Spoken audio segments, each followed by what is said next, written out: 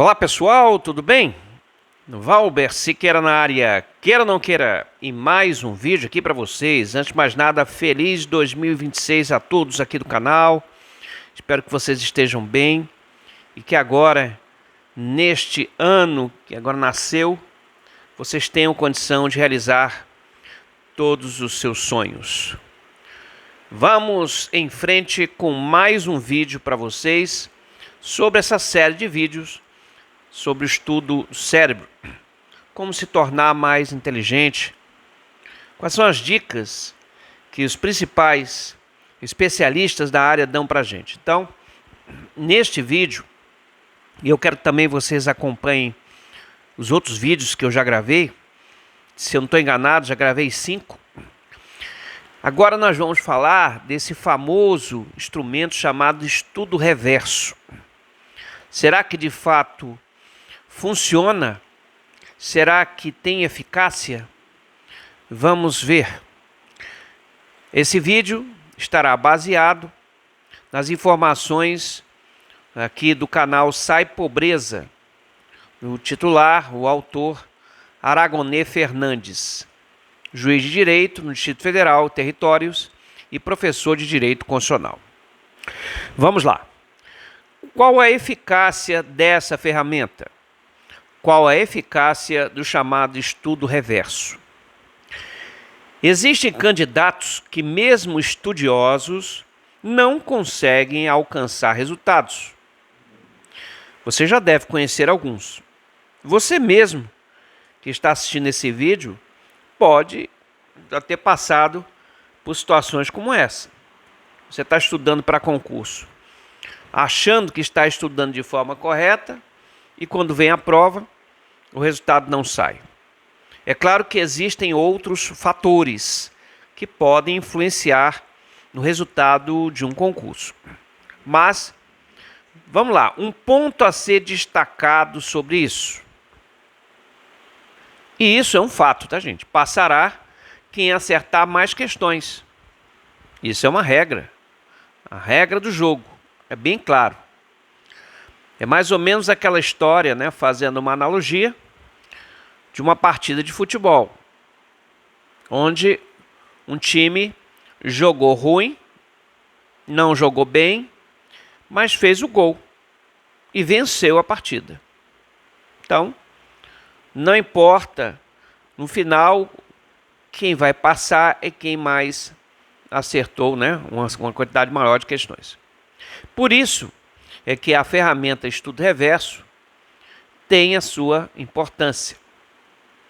Mas qual é a premissa dessa ferramenta? O ponto de partida seria começar pela última etapa, que é justamente a resolução de questões. O convencional seria teoria, você estudar a teoria. Quando eu falo teoria, você tem a doutrina, você tem a legislação, você tem a jurisprudência, esse trio tão importante, né? Depois partir para resolução de questões, é o que é o convencional. Entretanto, adverte o professor Aragonê que nem sempre esta ferramenta funciona. Ele faz aqui algumas importantes observações. Primeiro ponto, se você nunca viu a disciplina, começar pela resolução de questões não parece uma boa opção. Eu mesmo já testei isso.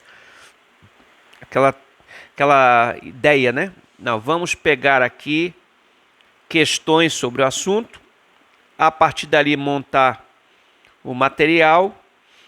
Não funciona. Já testei isso. Estou falando de matérias realmente que eu nunca vi. Imagine você fazer isso com contabilidade. Imagine você fazer isso com criminologia. Claro que as questões vão abordar tópicos importantes, mas podem deixar lacunas, podem deixar brechas. E aí, você vai fazer as questões, pode ser que você não consiga, né, resolvê-las. Segunda observação sobre o estudo reverso, torna-se mais eficaz se você já enfrentou provas sobre determinada matéria. Aí vem o outro lado. Se eu já estudei aquela matéria em momentos anteriores, se ela não é uma matéria nova para mim, então, com certeza a eficácia aparece, né? Que aí você já ataca as questões. Mas tem um porém. Se você estiver errando muitas questões sobre um determinado assunto, não tem jeito. Você tem que recorrer à teoria. E repito, quando eu falo a teoria, estou falando a doutrina, a jurisprudência e a legislação. Certo? Outro ponto que ele também ressalta, justamente que você tem que tomar muito cuidado quando você está fazendo o estudo reverso de assuntos que envolvam direito, pois existem atualizações, o dinamismo do direito, tá? Em assunto novo, jurisprudências, né, que precisam ser vistas. Veja aí, vez por outra aparece, né, uma nova jurisprudência, por isso que é interessante no final de cada ano, né, vocês procurarem na internet alguns profissionais que fazem vídeos mostrando a retrospectiva acerca da mudança legislativa sobre um determinado ramo do direito. Eu sempre faço isso em relação ao direito administrativo. Então eu recomendo, porque você ganha tempo, né? Então, tem essa observação dele. Terceiro ponto, usar na resolução de exercícios um site com questões comentadas. É um bom atalho para fixar a teoria. Porque, claro, essas questões comentadas, elas são bem interessantes. Agora, comentadas por quem? Bom, aí eu vou fazer uma observação. Eu sou professor há 21 anos, existe um site, que é o Que Concursos, que eu sou assinante, e um dos pontos que me fez, né, interessar em ser assinante do Que Concursos não é só o banco de questões que ele tem, banco de provas, mas a parte que envolve comentários. Você tem lá os comentários dos professores, claro, importante, mas eu também me atento ao comentário dos alunos. É claro que nem todos os comentários dos alunos ali são comentários pertinentes. Às vezes você encontra um ou outro comentário que não tem nada a ver com a questão. Mas tem muita gente boa, gente. Muita gente boa que vai lá e comenta. Então, eu recomendo você, primeiro, ser assinante de algum site de questões. Eu repito, não faço parte do Que Concursos, tá? Mas sou assinante do Que Concursos. E a partir desse ponto, posso dispor aí, inclusive, de um filtro muito interessante. Lá você pode filtrar as questões pelo ano, organizadora, assunto, se é nível médio, nível superior, até mesmo nível o fundamental. Você pode fazer uma filtragem bem interessante. Então, eu tenho essa ferramenta. Eu também tenho um outro site, que é o PCI Concursos, que eu acessava antes, ainda continuo acessando. Mas lá você também tem um banco de provas muito bom que você pode utilizar. Então, essa observação que eu gostaria de ressaltar. Vamos lá. Bom, tá aí o que eu havia ressaltado com vocês. Eu adoto o Que Concurso e também uso o PCI. Existem, claro, outros sites, né?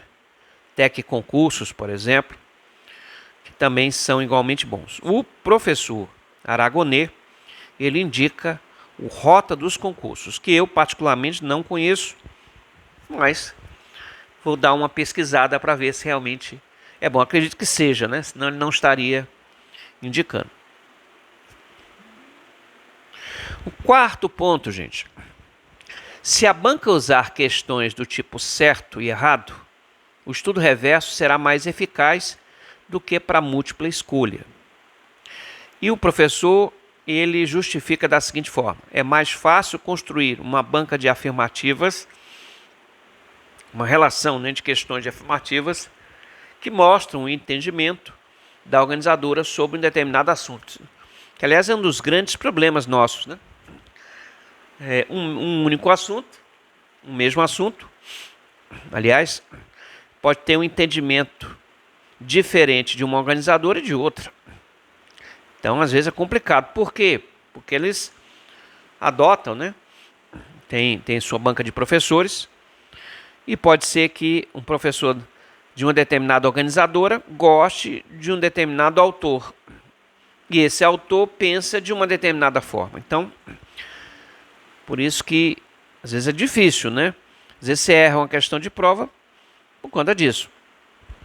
Então, para ele, é mais eficaz o estudo reverso quando é certo e errado, tá? E aqui uma observação que ele faz: não é só o Sebrasp, na antiga CESP, que utiliza essa metodologia de certo e errado. A Quadrix também. E que, aliás, aproveitando o ensejo, tá? O professor Valber, neste canal aqui que vocês estão acessando, tem o meu projeto de questões, direito administrativo na veia, questões rápidas, shorts, onde você analisa questões de várias organizadoras. E eu atualmente, agora, estou gravando questões da Quadrix. E a Sebrasp também já gravei. Então veja aí que são mais de 1.200 questões gravadas para vocês, tá bom? Outro ponto também importante, e estou me lembrando da Sebrasp aqui, é que uma errada anula uma certa sua. Então ainda tem esse diferencial aí no que diz respeito à Sebrasp. Mas se a prova for de múltipla escolha? Bom, se for múltipla escolha, aí entra o quinto ensinamento, a quinta sugestão do professor. Você precisa pegar o jeito da banca. Ele até cita a FGV, que faz os concursos da Ordem dos Advogados do Brasil.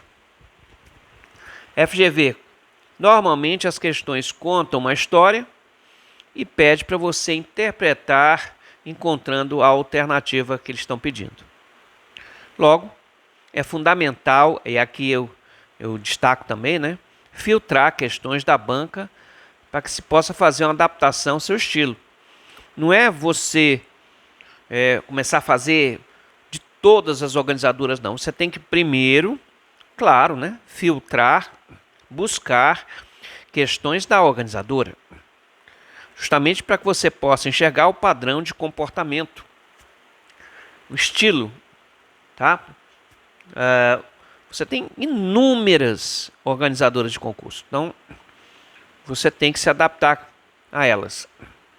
Inclusive eu pretendo fazer um vídeo dando alguma dica, né, sobre as principais organizadoras, tá? Que você possa ter uma boa abordagem sobre cada uma delas, tá bom?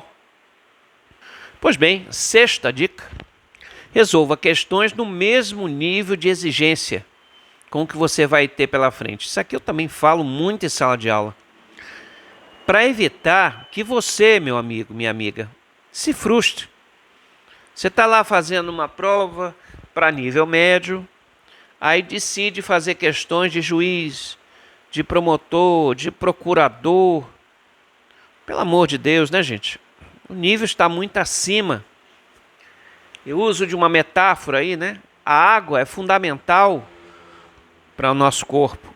70% do nosso corpo é composto de água. Se você beber pouca água, seus rins vão sofrer. Mas se beber muita água, eles também vão sofrer.